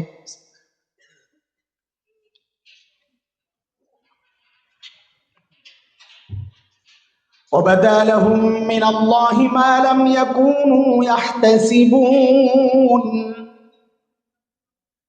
এই আয়াত তিলাওয়াত করতেছেন আর আম্মাজান ঢুকরে ঢুকরে কেঁদে উঠতেছেন। কখনো আয়াত শেষ করতে পারেন, কখনো মাঝামাঝি গিয়ে আবার কান্না, আবার শুরু করেন, আবার কান্না করেন, কিছুক্ষণ কাঁদেন, আবার তেলাওয়াত করেন, আবার কাঁদেন, কান্নার চলছেই চলছেই চলছে। কেন রে ভাই, কি আছে আয়াতে? আম্মাজান দেখে এইভাবে কান্না করতেছেন। ভাই আমি তো হাফেজ, কতবার আয়াত পড়ছি, সামনে দিয়ে আসতে গেছে আল্লাহ জানে, কোনোদিন একটু ভাবান্তর হয় না, একটু কোন দিকটা চলে গেছে। কিন্তু এই গল্প পড়ার পর থেকে আয়াতটা দেখলে ভয় লাগে। কেন কাঁদতেছেন আম্মাজান? কি আছে আয়াত? আল্লাহ তাআলা বলেন, হাসরের মাঠে কোন কোন বান্দার এমন পরিচয় প্রকাশ পাবে মা লাম ইয়াকুনু ইয়াহতাসিবুন, যার কল্পনাও সে দুনিয়াতে করে নাই। এখন এই আয়াত পড়ে আম্মাজান কেন কাঁদতেছেন? আম্মাজান কাঁদতেছেন এই চিন্তায়, যাহারি দুনিয়ায় আমার পরিচয় আমি আবু বকরের কন্যা, দুনিয়ায় আমার পরিচয় আমি নবীজির স্ত্রী, হায় হাসরের মাঠে দাঁড়ায়া যদি দেখি আমার পরিচয় পাল্টায় গেছে, অপরাধীদের সাথে আমাকে দাঁড় করায় রাখা হয়েছে, আমি তখন কি করব? ওই চিন্তায় আম্মাজান কাঁদতেছে। কোথায় আমি আর কোথায় আম্মাজান? আরে যিনি কোন গুনাহ করেছেন বলে কোনো প্রমাণ নাই, যিনি কোন আমল ছেড়েছেন বলে কোনো প্রমাণ নাই, বরং ওনার গর্ব করার মতো, বুখারীতে আসছে ওনার গর্ব করার মতো অনেকগুলো উপলক্ষের মধ্যে একটা দুইটা কঠিন উপলক্ষ, তিনটা, যে নবীজি সিরিয়ালে যেই দিন যার ঘরে থাকার কথা, যদিও এক সপ্তাহ থেকে আম্মাজানের ঘরেই ছিলেন শেষ এক সপ্তাহ, কিন্তু সোমবারটা ছিল আম্মাজানেরই ভাগের দিন। আম্মাজান গর্ব করে বলতেন, নবীজি দুনিয়া থেকে বিদায় নিছে আমার ভাগের দিনের দিন, মানে আমার ঘরে যেদিন ভাগ ওই দিন। এটা একটা গর্বের জিনিস। আরেকটা গর্বের জিনিস, নবীজি শেষ নিঃশ্বাস ত্যাগ করছেন আমার এই জায়গা, এই যে মাঝখানের ছিদ্রটা, বডির গলা আর যে বুক, এটার মাঝখানের যে একটু গর্তের মতো জায়গাটা, এটা আর আমার থুতনি, এই দুইটার মাঝখানে নবীজির মাথা। ওই অবস্থায় নবীজি দুনিয়া থেকে বিদায় নিয়েছে। আরেকটা আমার লালা নবীজির মুখে, শেষ যেই নবীর লালার সাথে মিক্সড হয়েছে। কেমনে? ওই যে মিসওয়াক চাবায়া চাবায়া নরম করে করে রেজা রেজা করে দিছি। আহা, লাইট মারো না, লাইট মারো না, লাইট মারো না। ঠিক আছে, ঠিক আছে, ঠিক আছে। বাচ্চাই তো হবে ভাই, বাচ্চা না হইলে বাচ্চা সুলভ কাজ করবে। ও যদি বড় হয় তাও বাচ্চা, বডি দিয়া মানুষ বড় হয় না, স্বভাবে বড় হয়। আচ্ছা শোনেন, এদিকে শোনেন। আম্মাজান বলতেন গর্ব করে, ওই মিসওয়াক করেছেন নবীজি, আর কুলি তো করেন নাই। শেষ আমল, নবীজির জীবনের শেষ আমল কি? মিসওয়াক। আম্মাজান গর্ব করে বলতেন, আমার লালা নবীজির মুখে ওই অবস্থায়। আরে শাহ ওলিউল্লাহ মুহাদ্দিস দেহলভী তো বলেন, কি পরিবার আল্লাহ বানাইছেন। মেয়ের লালা নিয়া নবীজি কবরে, আবু বকরের চোখের পানি নিয়ে নবীজি কবরে। কারণ যেই কাপড়ে নবীজির ইন্তেকাল হয়েছে ওই কাপড় সহ বিদায়, ওই কাপড়ের মধ্যে আবু বকরের চোখের পানি পড়ে রয়েছে। দেখতে গেছেন, কাপড় উঠাইয়া কপালে চুমু দিছেন, ঝরঝর করে পানিগুলি পড়ছে সব আবু বকরের গায়ের মধ্যে। তো বলে একজনের চোখের পানি আরেকজনের লালা নিয়ে নবীজি আখিরাতে গেছে। ওই পরিবার, সেই মানুষ আম্মাজান, সেই আম্মাজান কাঁদতেছেন। কান্না তো করার কথা ছিল আমার মতো জালিমের। কান্না করার কথা কার? কেঁদেছেন কারা? হ্যাঁ, কোনদিন কি একটু চিন্তায় আসছে? ভাই আমি আমারই বলতেছি, কেউ কষ্ট নিয়ে না। কয়দিন এই চিন্তায় আসছে যে আল্লাহর সামনে দিয়া যাওয়ার সময় ডাক তো আসবে, কারো না কারো ব্যাপারে ডাক তো আসবে। ওই ডাক যদি আমার ব্যাপারে আসে, কোন ডাক? ওয়াকিফুহুম ইন্নাহুম মাসউলুন। ওরে থামা, ওরে থামা, ওকে জিজ্ঞেস করতে হবে। যাওয়ার সময় যদি ডাক চলে আস, কি হবে উপায়? উপায় হবে যখন প্যাকেট বের করা হবে না, আমল নামার প্যাকেট যখন খোলা হবে, তো পাওয়া যাবে কি? দুর্গন্ধ বের হবে। দুর্গন্ধ আছে কি ভিতরে? যখন প্রকাশ পাওয়া যাবে সবকিছু, তখন আরেকটা ফরমান জারি হয়ে যাবে। কি সেটা? ওটা আরো কঠিন। ওয়ামতাজুল ইয়াওমা আইয়ুহাল মুজরিমুন। এর অপরাধীরা, দুনিয়ায় আমার নেককার বান্দাদের সাথে চলাফেরা করেছিস, কিচ্ছু বলি নাই। একসাথে বসেছিস, কিচ্ছু বলি নাই। একসাথে খাওয়া চলা, কিচ্ছু বলি নাই। এখন আর সেই সুযোগ তোমার জন্য নাই। ওয়ামতাজুল ইয়াওমা আইয়ুহাল মুজরিমুন। এ অপরাধী, আজকে তুমি আলাদা হয়ে যাও, আলাদা হয়ে যাও। আমার নেককার বান্দারা যাবে জান্নাতের দিকে, তুমি চলে যাও জাহান্নামের দিকে। তখন ওই বান্দা কাঁদতে থাকবে, কি বলে জানেন? ইয়া লাইতানি কুনতু মাহুম ফাফুজা ফাওজান আযীমা। আরে ওই জান্নাতমুখী মানুষের সাথে যদি আমি থাকতাম, আমিও আজকে তাদের মতো সফল কাম হতাম। এই চিৎকার করা অবস্থায় আওয়াজ আসবে, বাম হাতে আমলনামা দিয়া আওয়াজ আসবে, খুযুহু ফাগুল্লুহু সুম্মাল জাহিমা সাল্লু। এগুলারে ধর, বেরি পড়া, তাই না হেসে না জাহান্নামে ফেলায়। কি দিয়া টানবে? আল্লাহ বলতেছেন, সুম্মা ফি সিলসিলাতিন যারউহা সাবউনা যিরাআন ফাসলুকু। 70 গজ লম্বা শেকল দিয়া পেঁচায়া পেঁচায়া টাইনা টাইনা নিয়ে জাহান্নামে ফালাইয়া দিবে। ও ভাই, শেকল দিয়া কেমনে পেঁচাবে জানেন? এটা ভয়ঙ্কর কথা। কেমনে পেঁচাবে? হযরত ইবনে আব্বাস বলেন, শেকল দিয়া কেমনে পেঁচাবে? বলে শেকলের একটা মাথা নাকের ছিদ্র দিয়া ঢুকাইয়া পায়খানা রাস্তা দিয়া বের করে আর টাইনা পেঁচে জাহান্নামে ফালাইয়া দেওয়ার পরই তো শুরু হবে আরেক চিৎকার। ওয়াইযা উলকু মিনহা মাকানান দায়িকা মুকাররানিন। ছোট্ট গাদাগাদি করে জায়গা, একদম সংকীর্ণ জায়গা, বেদে যখন ফালাইয়া দেওয়া হবে, আহারে বান্দা তখন চিৎকার করতে থাকবে, কি বলে? দাও হুনালিকা সুবুরাক। আল্লাহ আর তো সহ্য হয় না, আমারে মৃত্যু দিয়া দাও। আল্লাহ মৃত্যু চাই, মৃত্যু দাও, মৃত্যু দাও, মৃত্যু দাও।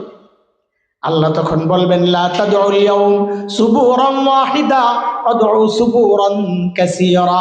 আরে মৃত্যু যদি চাও তো একটা কেন, আরো চাও, বারবার চাও, বেশি করে চাও, কারণ মৃত্যু চাওয়ার উপলক্ষ একটা তো না, বারবার আসবে, বারবার আসবে। কেন? অনেকের চিন্তা আসতে পারে জাহান্নামে ফালায়া দিলে জ্বলে তো শেষ হয়ে যাব। আল্লাহ বলেন না, শেষ হইলে তো হইতই, শেষ হবি না। কুল্লামা নাদিজাত জুলুদুহুম বাদদালনাহুম জুলুদান গায়রাহা লিয়াযুকুল আযাব। চামড়া পুইরা ছাই, আল্লাহ বলেন আমি নতুন চামড়া লাগাই।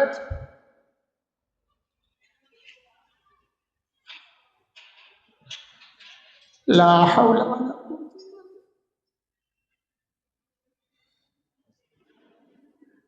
লা হাওলা ওয়ালা কুওয়াতা। ভাই গুনাহ ছাড়েন, গুনাহ ছাড়েন। বাবা চুল পাইকা সাদা হয়ে গেছে, এখনো গুনাহ ছাড়তে পারেন না। মা চুল সাদা হয়ে গেছে, এখনো গুনাহ ছাড়ো না। কবে ছাড়বেন জিজ্ঞেস করি? আর কত বলেন না, হয়েছে তো থামেন না। জীবনে কম তো করা হয় না। এটা যুবক, তুমি কিন্তু এমনটা ভেবো না যে আমার তো এখন অনেক লম্বা টাইম পরে আছে, চুল দাড়ি সাদা হয় নাই তো। না রে মা, এই চিন্তার কোনো সুযোগ নাই। কেন? ঘটনা উল্টাও ঘটতে পারে। কেন? কত বাবাকে দেখেছি সন্তানের লাশ কাঁদি নিয়ে প্রস্তাবে যায়।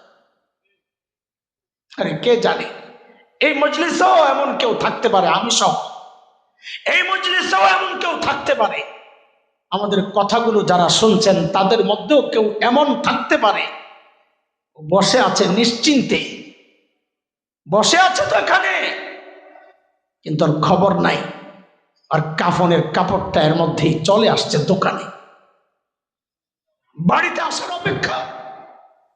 আল্লাহর হুকুম হবে কাফনের কাপড় বাড়ির দিকে রওনা দিবে। ভাই গুনাহ ছাড়ে। আরে কার নাফরমানি চলতেছে? হ্যাঁ, ওই মালিকের, যিনি আমাকে আপনাকে এত ভালোবাসেন। কত ভালোবাসেন, আরে বুঝেন না? আশপাশ বুঝেন না কত ভালোবাসেন? দেখেন না? আরে আমি আপনি যখন দরজা জানলা বন্ধ করে ভেতরে গুনাহ করি, ভেতরে গুনাহ চলছে, ওই গুনাহ অবস্থাতেও আমার মালিক দরজার নিচে দিয়ে বাতাস আর অক্সিজেন পাঠায়া দিচ্ছেন। কেন? আমি যেন ওই গুনাহ অবস্থায় মইরা না যাই। আর আমি বারবার ওই মালিকের নাফরমানি চালাইতেছি। আল্লাহর রাস্তে গুনাহ ছাড়বো তো ইনশাআল্লাহ? বলেন ইনশাআল্লাহ। হ্যাঁ ইনশাআল্লাহ ছাড়বো তো ইনশাআল্লাহ। আরে গুনাহওয়ালা চোখ নিয়ে আল্লাহর সামনে দাঁড়াবেন কেমনে? এই গুনাহওয়ালা কান নিয়ে দাঁড়াবেন কেমনে? দাঁড়াবো কেমনে? মাফ করবেন, দাঁড়াবো কেমনে? এই গুনাহওয়ালা হাত পাও নিয়ে দাঁড়াবো কেমনে? যখন আমার চোখ, আমার কান, আমার হাত পা, এমনকি আমার চামড়া শুদ্ধ আমার মালিকের কাছে আমার বিরুদ্ধে সাক্ষী দিবে। আল্লাহ সব জানে।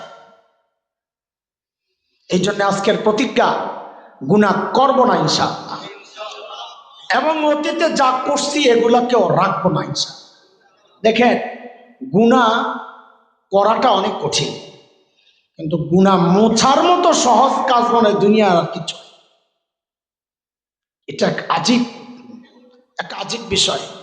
কেন জানেন এটা মোছাটা এত সহজ কেন জানেন? কারণ আল্লাহ নিজের একটা নাম রেখেছেন গফফার। কি না?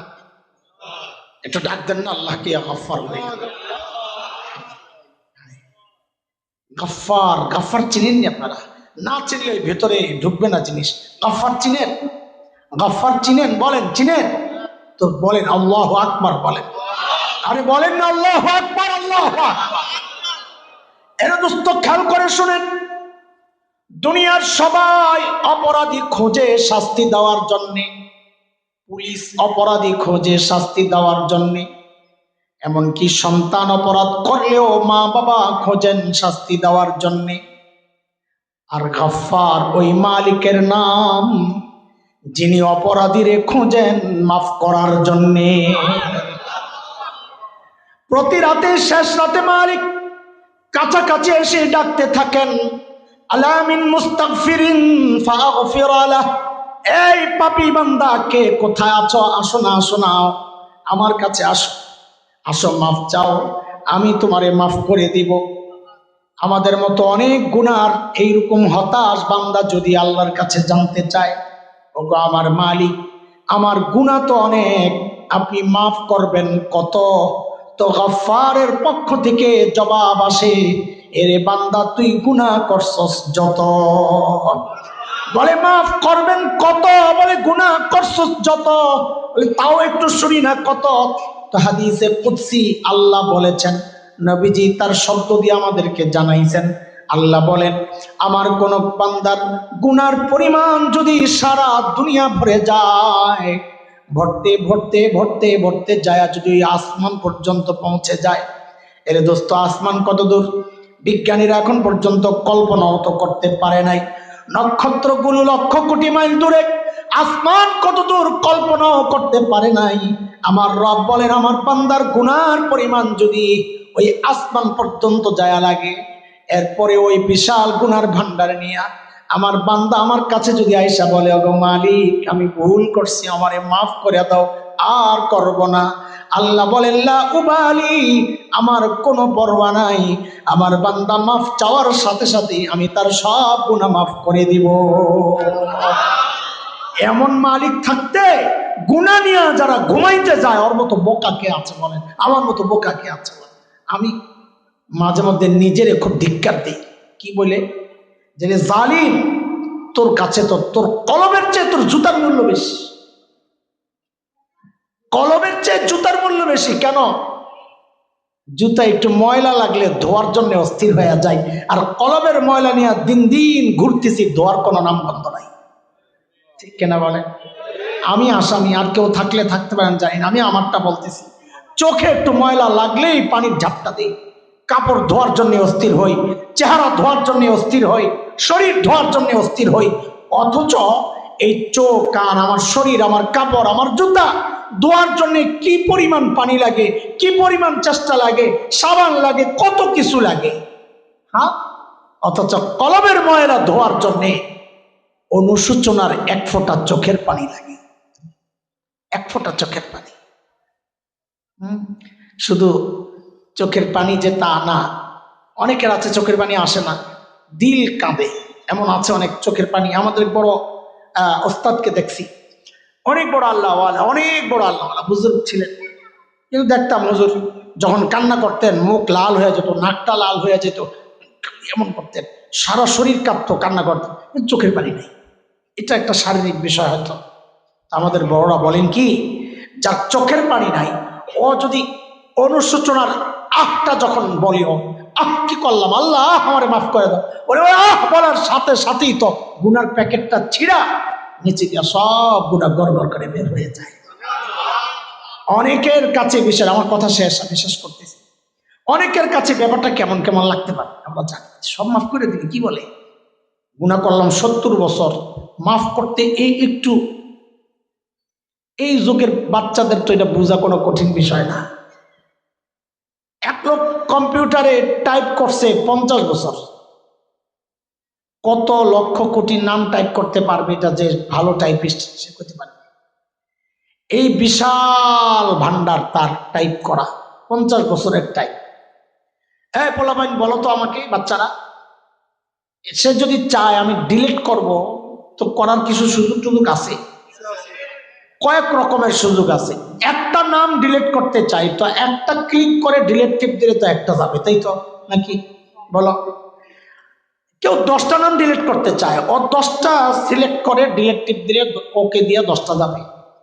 কিন্তু সবগুলো মোছার জন্য কি কোনো ব্যবস্থা আছে? হ্যাঁ, delete all, delete, select all, মানে ডিলিটে টিপ দিলে সিলেক্ট অল, মানে বিভিন্ন পরিভাষা আসে, অল ডিলিট। আচ্ছা, ওই সিলেক্ট অল করে ওকে দিলে কয়টা যাবে? কি বলে? হ্যাঁ, আসলে যাই না কোন আন্দাজে আমার হুজুর পাইছ, বোকা পাইছ। হ্যাঁ, আপনারা পিছন থেকে বলেন তো, 50 বছরে যা লেখছে সিলেক্ট অল, ওই জায়গায় টিপ দিয়া ওকে টিপ দিলে সব যাবে না কিছু থাকবে? কি বলেন? 70 বছর লেখছে, এক টিপ দিয়া ডিলেট। আসলে কি ভাই তুমি জানো? হ্যাঁ ঠিক, আল্লাহু আকবার বলেন। এরে দোস্ত, আমার আর তোমার হাতের বানানো কম্পিউটারে যদি অল ডিলেট অপশন থাকে, এক টিপ দিয়া সবগুলারে একসাথে মোছা যায়, আমার মালিকের ক্ষমতা কি তোমার কম্পিউটারের চেয়ে দুর্বল নাকি? বলেন বলেন, কম্পিউটার আমার মালিক আমার গুনার ফাইলের মধ্যে অল ডিলেটেড টিপ দিয়া একবারে সব গুনাহ মুছতে পারেন কি পারেন না? শুধু পারেন যে তা না, আল্লাহর আরেকটা কুদরতের ব্যাপার আছে। সেটা কি জানেন? বলে ফেলি, একটু অল্প সময় নেই, রাগ করেন না। আপনারা তো রাগ করবেন না, রাগ করতেছে আশেপাশের মানুষ যাদের আসা যাওয়া চলাফেরা কষ্ট হইতেছে। আমি শেষ করতেছি। আচ্ছা, ওই যে 50 বছর লেখছে মনে করেন খ্রিস্টানের নাম, কি লেখছে? ধরেন 50 লক্ষ কোটি নাম লেখছে, বা 1 কোটি ধরেন না, বুঝানোর জন্য বলি। এখন অল ডিলিটেড টিপ দিয়ে 1 কোটি নাম মুছলো, বুঝলাম। এই পোলাপাইন এত বোকা ভাবিস না, জবাব দেওয়ার ক্ষেত্রে চিন্তা করিস। এমন কোন সফটওয়্যার কি বের হয়েছে যে ওইটা ইনস্টল করে আরেকটা সুইচে টিপ দিলে অটোমেটিক এই 1 কোটি খ্রিস্টানের নাম মুসলমানের নাম হয়ে যাইব? লেখছিল মিস্টার ডোনাল্ড ট্রাম্প। এমন কোন সফটওয়্যার আছে যে টিপ দিলে হয়ে যাবে মাওলানা হাসান জাবি? কথা বল, এই বুঝা বলিস, আমার বোকা বানাইস না। আছে? কথা বলেন, আছে? নাই? সুবহানাল্লাহ, আল্লাহ কো আমার কাছে আছে। কি আছে আপনার কাছে? তা আল্লাহ বলেন কি, তুমি যে গুনাহটি করছো না, অল ডিলেটেড টিপ দিয়ে। আরে কম্পিউটারের পরিভাষা অল ডিলেট, শরীয়তের পরিভাষা তাওবায়ে নাসুহা। কি নাম? তাওবায়ে। কাজ একই, এক না, দেখতে এক, কিন্তু তাওবায়ে নাসুহার পাওয়ার অল ডিলেটের চেয়ে বেশি। কেমনে? এবার বুঝেন। আল্লাহ বলতেছেন তুমি অল ডিলেট টিপ দিলে তোর দ্বিতীয় সহিটা এসে পড়বে না, অটোমেটিক আসবে না। কিন্তু আমি যখন অল ডিলেটে টিপ দিব, তুমি আরেকটা সুইচে টিপ দিবা। কি সেটা? বলে নেক আমল শুরু করবা। করলে যেই কয়টা গুনাহ করছিলা আমি ওগুলারে সরাইয়া ঠিক ওই কয়টা নেকি ঢুকাইয়া দেব। এটা আমার কথা। মাওলানার জিজ্ঞাসা, সূরা ফুরকানে আসছে, আল্লাহ বলে ইল্লা মান তাবা ওয়া আমানা ওয়া আমিলা আমালান সালিহা فأولئك يبدل الله سيئاتهم حسنات। আল্লাহু আকবার। এটার তর্জমাটা ছোট্ট করে বলি, একেবারে শেষ। বলেন আমার সাথে, অপরাধী যত বড় অফার তত বড়। তাড়াতাড়ি তাড়াতাড়ি শেষ করে বলেন, অপরাধী অফার। বলেন আবার, অপরাধী অফার। এই আয়াতের ভাব অর্থ করলাম কেমনি, এবার বুঝেন। ধরেন আমার ভাই, আমার খুব প্রিয় ভাই, এটা মাওলানা আহমদ কারি। আহমদ জীবনে গুনাহ করছে 100, কথার কথা। এটা ওলামা আলেমের কারো গুনাহ হয়ে গেলে, মুত্তাকির গুনাহ হয়ে গেলে সে তওবা করে ডারে সাইড করে লাই, তার গুনাহ করছে আর বলা যায় না, নাই তো। এটা কথার কথা। মাওলানা আহমদ 100 গুনাহ করছে। কোন আল্লাহওয়ালার মজলিসে গেছে, যাওয়ার পর বয়ান শুনা তার হৃদয় গলছে, চোখের পানি আসছে, তওবা করছে, জিকির করতে করতে বাসায় গেছে। এই যে তওবা করলো, এখন গুনাহ 100 ছিল, এখন আছে কয়টা? আয়াত থেকে কি বুঝছেন? নতুন যে আমল শুরু করছে, গুনার পরিবর্তে কিছু ঢুকছে। কি ঢুকছে? কত? 100 নেকি ঢুকছে, তাই না? বুঝছেন তো না? মাশাআল্লাহ। আমাদের গোটা ঢাকার শীর্ষ সন্ত্রাসী, টপ 10, ওরা অপরাধের শেষ নাই। কি কি করছে জীবনে নিজেও হিসাব জানে না, এত খারাপ। এর মধ্যে শুনছে যে আমাদের মেরুল বাড্ডা আজকে এক মাওলানা আইব, ও নরমে গরমে বয়ান করে। মাঝে মধ্যে শুনছি আমাকে নেত্রীরও কিছু পয়সা খোসা টোসা দেয়, চল আজকে যায় মোল্লারে ধর্ম। দল বাইন্দা এসে বসতে সামনে, যে কিছু এরকম গরম কথা বললে বলবো, হুজুর মাহফিলে বৈশা রাজনীতির আলাপ করা যাবে না, খালি আমরা রাজনৈতিক নেতারা এসা মাঝে মাঝে একটু বক্তব্য দিতে পারবো আর কি, আপনি কোনো রাজনীতির আলাপ করতে পারবেন না। বুঝেন না? এই ফাঁকি দিয়ে কোনটা বাইরে দিছি না, ওরা করে রাজনীতির আলাপ চলবে না। হ্যাঁ, চাইছে কোন কোন ক্যাটাগরিতে? আরে রাজনীতির নেতা স্টেজে, মাহফিলের স্টেজে আসছে, কোন ক্যাটাগরিতে জিজ্ঞেস করে? তুই তো বেটা রাজনীতির নেতা হিসেবে আইসস, তুমি তো কথা রাজনীতির কথাই কইবা, ভোট চাইবা, এটা চাইবা, করার টিম চাইবা। তুমি রাজনীতির কথা বলতে পারলে আমি কেন বলবো না? হ্যাঁ, যদি রাজনীতি খারাপ জিনিস হয় তুমিও ছেড়ে দাও, আমিও ছেড়ে দিই। ভালো জিনিস হলে তুমিও বলো, আমিও বলি, অসুবিধা কি? আর কথা বুঝেন নাই আপনারা? বাদ দেন। ওই মাস্তান আসছে দলবল নিয়ে আজকে হুজুরে ধরবে। ঘটনাচক্রে হুজুর আর আজকে মহল্লার চিপায় বসে তো গরম হয় না। হুজুর আজকে নরম নরম কাম সারতেছে। এখন হুজুরের বয়ান শুনে দেখে যে আশেপাশে 2-4 জনের চোখে দিয়ে পানি বাড়িতেছে, কেউ কেউ হেসকি মারতেছে। কান্না একটা ভাইরাস, যা ছড়ায়। কান্না দেখলেও কান্না আসে, চোখের পানি দেখলেও কান্না আসে, কান্নার আওয়াজ শুনলেও কান্না আসে, কান্নার খবর শুনলেও কান্না আসে, কান্নার এই ঝাঁকুনি এটা গায়ে লাগলেও কান্না আসে। বলেন বলেন, এটা একটা ভাইরাস। তো ওই ভাইরাসে পাইছে ওরও ভিতরে একটু কেমন কেমন লাগতেছে। কিছুক্ষণ পর থুরো কারে ধরতে আসলাম, এর মধ্যে দেখে পাশের একজন খুব ডুকরে ডুকরে কাঁদতেছে, একদম বাচ্চাদের মতো হাউমা।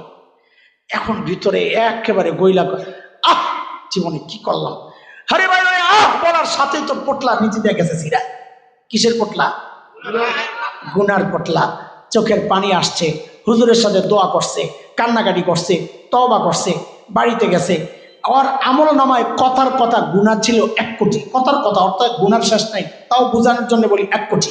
বাড়িতে যায় মাকে বলে, মা যা করছি জীবনে শেষ, টাকা পয়সা কিছু থাকলে দাও, আমি কাকরাইল জায়গা চিল্লায় চলে যাবো, অথবা কোন আল্লাহওয়ালার কাছে চলে যাবো, অথবা মাদ্রাসায় ভর্তি হয়ে যাব। মা আর নাই, আর নাইলে জেহাদের ময়দানে জায়গা, একবারে শহীদ হয়ে বাস কাম শেষ, মা আমারে দোয়া করে দাও। নেক আমল শুরু করছে। এইবার বলেন তো 1 কোটি গুনার মধ্যে ওর এখন গুনাহ আছে কয়টা? নেকি কিছু পাইছে? কত? কি বলে? আরে রাখেন না, কোটি কন্যা কত? 1 কোটি পাইছে। আহমদ পাইছিল কত? হুজুর মানুষে আপনারাও ঠকান, আল্লাহ কি ঠকাইতেছেন? তো 100 পাইলো, 1 কোটি পাইলো, বলে ওইটাই আগে মুখস্থ করাইছি। অপরাধী যত বড়, মনে আছে কথা? অপরাধী যত বড়, অপরাধী ছোট, অফারও ছোট। অপরাধী বড়, ওর জন্য অফারও বড়। বলে কই পাইছেন? বলে আল্লাহ বলতেছেন, ইল্লা মান তাবা ওয়া আমানা ওয়া আমিলা আমালান সালিহা ফাউলাইক ইউবাদদিলুল্লাহু সাইয়্যাতিহিম হাসানাত ওয়া কানা আল্লাহু গফুরার রহিমা। আল্লাহ তাআলা সাহাবীদের মতো করে আমাদের জীবনকে সাজানোর তৌফিক দান করেন। ভবিষ্যতে গুনাহমুক্ত জীবন এবং অতীতের গুনাহগুলো মাফ করে আল্লাহ তাআলা আমাদেরকে পাক সাফ করে তার আদালতে যেন আমরা দাঁড়াতে পারি, সে তৌফিক আল্লাহ আমাদেরকে দান করেন। আমাদের মাদ্রাসাতুন নূর এর যে সমস্ত ছাত্র আজকে পাগড়ি গ্রহণ করেছে, আল্লাহ তাদেরকে হক্কানি রব্বানি আলেম বানায়া দেন। আমাদের আওয়াজের কারণে যাদের আজকে ডিস্টার্ব হয়েছে, যারা এখনো ঘুমাতে পারেন নাই, অসুস্থ, বিরক্তি বোধ করছেন, অনেকের বাচ্চাদের লেখাপড়া নষ্ট হচ্ছে, সবার কাছে আমরা নিঃশর্ত ক্ষমা চাচ্ছি। একদম কোনো রকমের এদিক ওদিক ছাড়াই ক্ষমা চাচ্ছি। আমাদেরকে আপনারা আল্লাহর হস্তে ক্ষমা করে দিবেন, আল্লাহও আপনাদেরকে ক্ষমা করে দেন। আমিন। ওয়া আখিরু দাওয়ানা আলহামদুলিল্লাহি রাব্বিল আলামিন।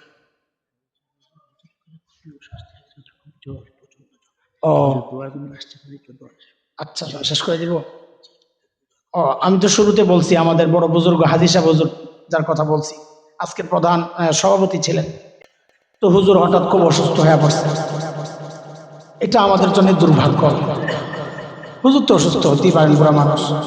আমাদের জন্য দুর্ভাগ্য হচ্ছে যে এরকম একজন বুজুর্গের সাথে আমরা হাত উঠাইতে পারি না। অনেক বড় আল্লাহ আল্লাহ তাআলা হুজুরকে সুস্থতার নিয়ামত দান করেন। আল্লাহ তাআলা আমাদের সমস্ত মুরব্বী যারা আছেন, আল্লাহ তাআলা সবাইকে সুস্থতার নিয়ামত দান করেন।